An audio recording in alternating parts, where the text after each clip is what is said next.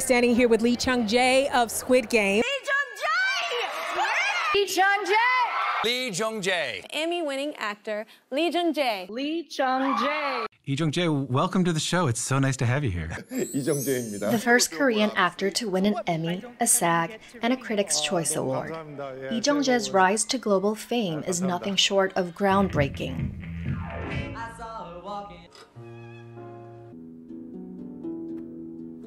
He's not just the guy in green from Squid Game. In Korea, Lee Jung-jae has been the guy for decades. With a diverse filmography and numerous box office hits, he's a leading figure in Korean cinema. Lee Jung-jae has spent decades playing bold, magnetic characters, gang leaders, kings, con men, even literal gods. He's also one of the most fashionable celebrities in Korea. 이정재입니다. Seeing him as a washed-up, broke gambler who looked like he hadn't caught a break in years, it was the total opposite of the confident screen presence we were used to.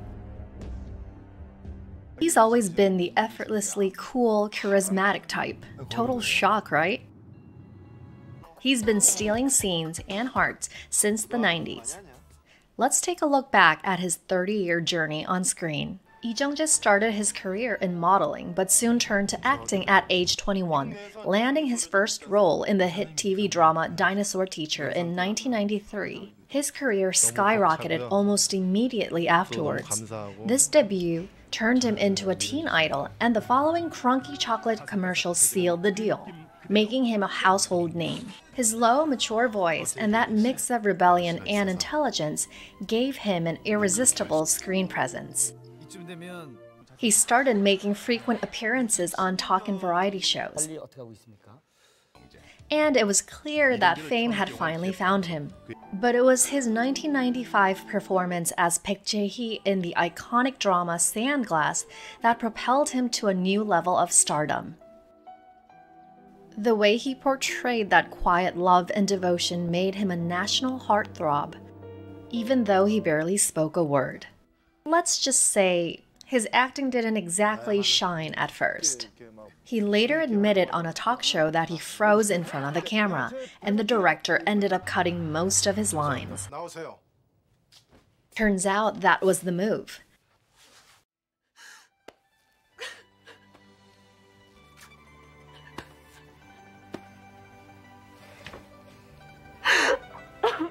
Sandglass became a cultural phenomenon, watched by nearly half the country, and with it, Lee Jung-jae shot to stardom. His stoic, unwavering devotion to the woman he protected left a lasting mark on everyone's hearts. People still talk about that role. Fun fact, Jennie from Blackpink once revealed that her mom was so obsessed with Lee Jung-jae in Sandglass, she would have named Jennie Jae-hee if she had been born a boy. In 1998, his performance in the movie An Affair marked a significant turning point in his acting career, showing his strength in portraying emotionally complex characters. Its bold, erotic storyline captured public attention and helped solidify his place in Korean cinema. It was the moment where he left behind the boyish image and emerged as a mature leading man. He later said this film helped him through a low point when his family was struggling and he nearly gave up acting. In 1999's City of the Rising Sun, Lee Jung-jae plays Hong-gi, a broke, reckless hustler who perfectly embodies the chaos of being young and lost in the 90s. Hong-gi is delusional, unreliable, and honestly kind of the worst. He keeps messing things up, betrays his best friend, only to come crawling back, does it all over again. Classic Hong-gi. And yet, you just can't bring yourself to hate him. That's the magic of Lee Jung-jae. The performance earned him Best Actor at the Blue Dragon Film Awards and marked what many consider the second golden era of his career. He even said it was during this film that he realized, hey, this is actually fun. He was just 27 when he won Best Actor, and no one's beaten that record since. Ironically, after winning the Blue Dragon Best Actor Award in 1999, Lee Jung-jae entered what many consider a career slump that would last nearly a decade. In the uprising, he played the historical figure Lee Jae-soo, who led an uprising in defense of the people of Jeju against oppression. Despite all the buzz and heavy investment, the film failed to attract audiences. Despite strong performances, movies during this period struggled at the box office. There was, however, Il Mare, a time-bending romance that was later remade in Hollywood as The Lake House, starring Keanu Reeves and Sandra Bullock. Its portrayal of intimacy and connection between two people who never meet in person is quietly brilliant. But Lee wasn't exactly chasing box office hits. He was pushing boundaries, testing his range, and stepping away from commercial formulas. An artistic gamble that wouldn't fully pay off until years later, when he returned to the spotlight stronger than ever. In 2001, he took on the role of a childish, careless husband who only begins to change when he realizes his wife is dying. A performance that showed his willingness to dive deep and embrace emotionally layered, vulnerable characters.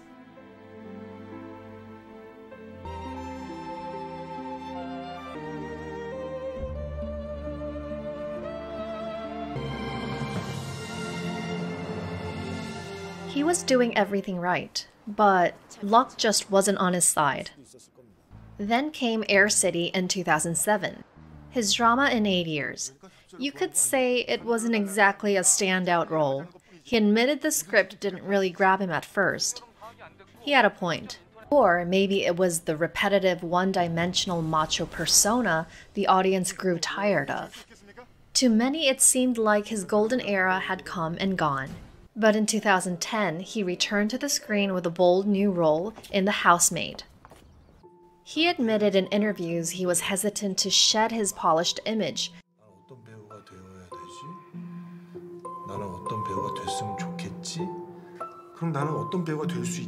But as he immersed himself in the role, something shifted. He let go of the tension on set and allowed the performance to flow naturally. That openness brought a new depth and realism to his character, a cold, self-absorbed, rich asshole through and through.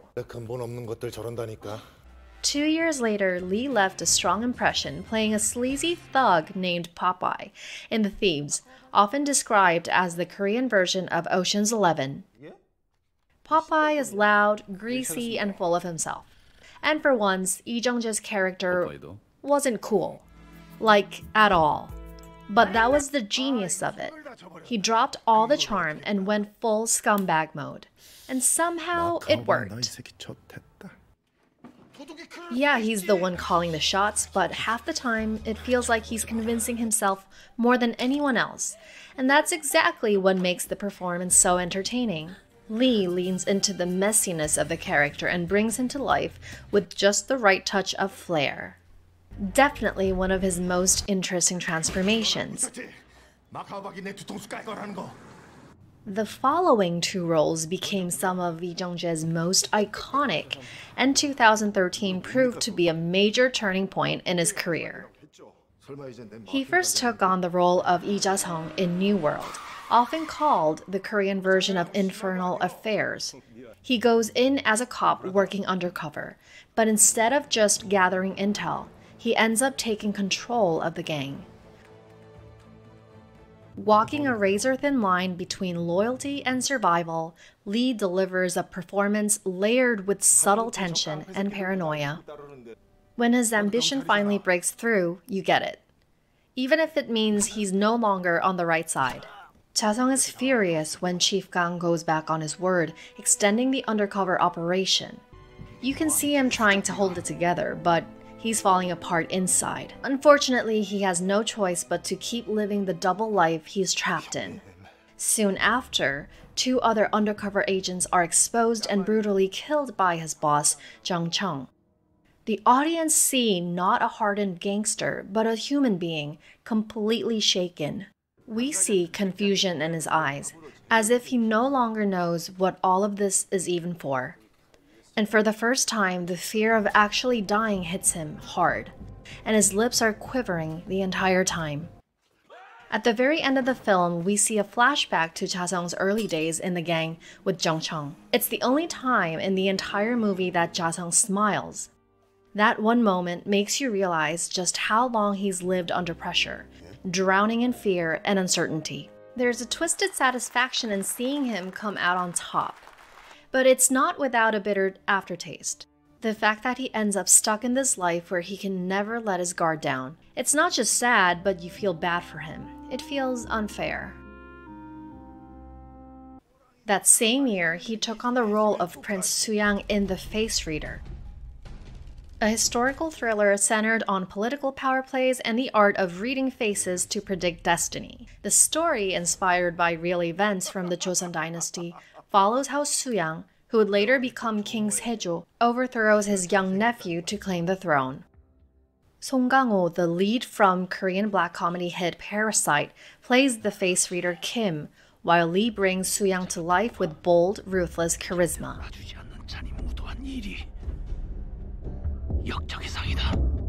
Soo-yang shoots Kim's son with an arrow at the end, right in front of him. This moment perfectly captures Soo-yang's cold-blooded cruelty at its peak, shameless, ruthless, and composed.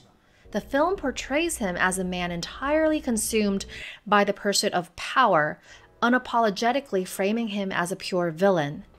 And it's precisely this unflinching depiction that gives the story its sharp edge and emotional weight.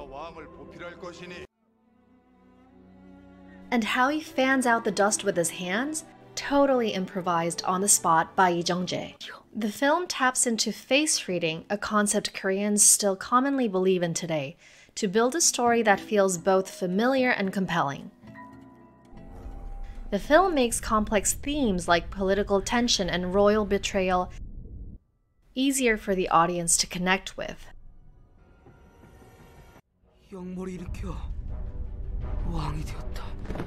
Most interestingly, Soo-yang doesn't enter until the film's midpoint, but his arrival shifts the entire energy of the story, radiating cold authority so powerful that audiences were hooked instantly. I'm pretty sure I replayed that scene a few times. One fan-made edit of his entrance set to EXO's hit song Growl even went viral online. He definitely enjoyed it too. Let's quickly check out Lee Jung-jae's face. The sharply arched brows is a sign of strong will and confidence. His rounded forehead, supportive parents. The prominent cheekbones that lift upward.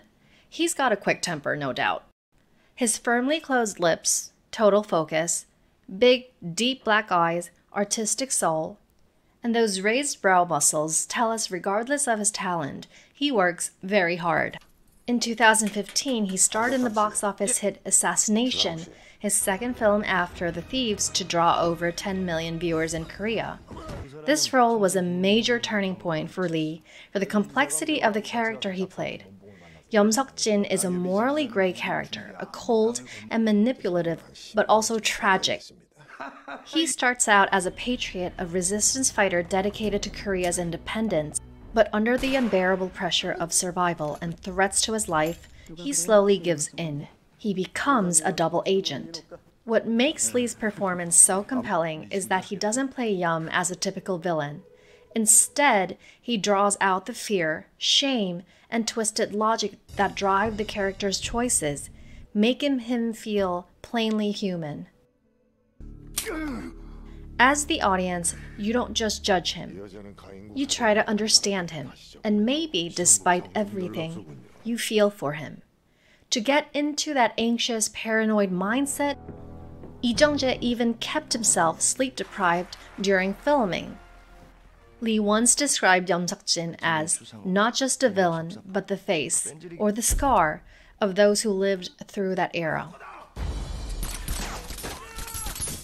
As the film progresses, you see the shift, from smooth and composed to twitchy, desperate, and finally full of shameless rationalizations. By this point, Lee wasn't just acting.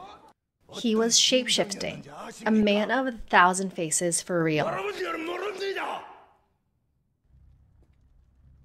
His next movie, Operation Chromite, is based on a real Korean war mission that dramatically turned the tide of the conflict. The odds of its success were estimated at just 1 in 5,000. Lee Jung-jae plays Captain Chang Ak-soo, a South Korean spy who infiltrates the North to gather intel for the invasion. The twist? He's working under General MacArthur, played by none other than Liam Neeson. A bold casting choice that turned heads and sparked plenty of buzz. 이제 그만하자. 저는 제게 주어진 마지막 임무를 완수하기 위해 조국을 택했습니다. A beautiful actor, and when I say that, I mean it in that I regard a real actor as someone that whatever he says coming out of his mouth. In the fantasy blockbuster, along with the gods, Lee Jung-jae shows up as none other than King Yomna, the supreme ruler of the afterlife and judge of the heavenly court of filial piety in the underworld, where souls are tried for sins against their parents. Fun fact, Lee was supposed to be a cameo, but he really owned it. It was a huge hit with the fans. He even joined the promo tour later. Oh, and the sequel too. Sounds like a lot of work becoming this mythological king. Swa, the Sixth Finger didn't quite hit box office expectations, but it's now considered a must-watch when talking about the Korea's growing occult thriller genre, thanks to its complex and provocative approach to religion. Lee Jung-jae plays a not-your-average Pastor Park, a sharp and somewhat cynical religious investigator who says things like, "Buddhism makes more money these days." Some might even call him a bit of a hustler in a priest's coat. He starts to dig into a suspicious new Buddhist cult that worships the four heavenly kings, guardians of the Buddha, and quickly senses something is off, very off. While Swa didn't break records, the director's unique religious interpretation and eerie atmosphere left a lasting impression. And Lee's role as a skeptical, sharp-tongued investigator gave the genre a welcome twist. Lee Jung-jae kept a foothold in television as well, starring in the political drama Chief of Staff as Chang Tae-jun, a sharp, ambitious aide navigating the ruthless climb to power. The series offers a gritty, realistic look at political survival, and Lee absolutely nailed the role.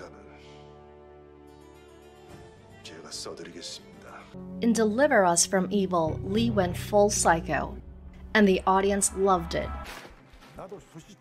Ray is a bloodthirsty maniac who sets out on a rampage of revenge after his brother is killed. Basically, a bloodbath from start to finish. Terrifying character. Then, the game we all know began. In Netflix global sensation, Lee plays player 456 in a deadly survival game. This role earned Lee massive international recognition. 선생님?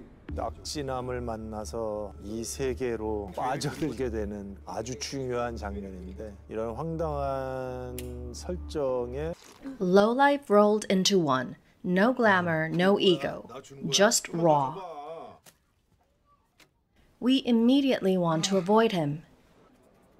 For the Korean audience who had followed Lee Jung-jae's career for decades, his role as Song Gi-eun in Squid Game felt like something completely new.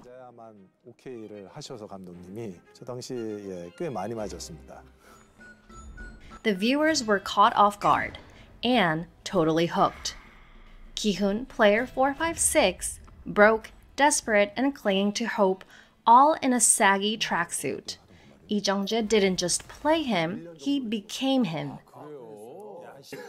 룩을 계속 유지를 해야 하느라 머리도 안 자르고 그러니까 맞아요. This is the primary reason why we wanted to make this video.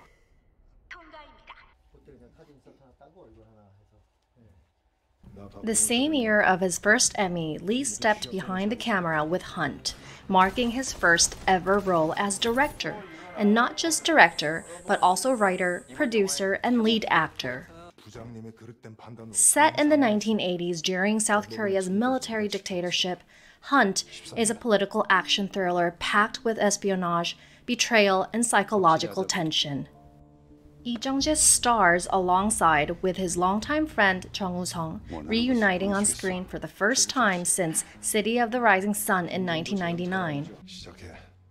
Hunt premiered at the 2022 Cannes Film Festival, earning a 7-minute standing ovation and praise.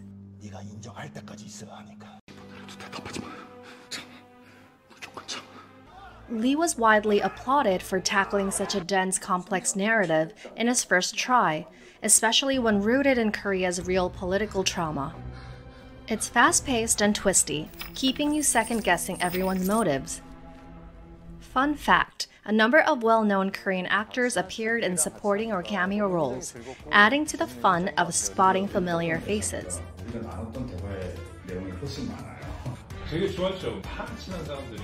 You carry a Jedi weapon. In 2024, he took on one of the leading roles as Master Soul in the new Star Wars Disney Plus series, The Acolyte. Lee trained with 2 dialect coaches over 4 months to master English and brought a deliberate humanistic approach to Soul, balancing Jedi composure with emotional depth and hidden regret. I played a part in Star Wars. I'm still trying to be cool about it.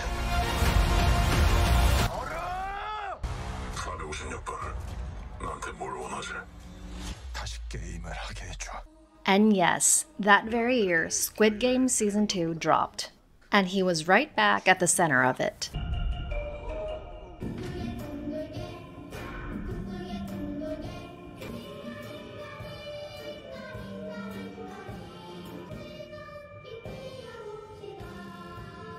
And now it's time to get back in the game. The final season of Squid Game will be back this month on Netflix.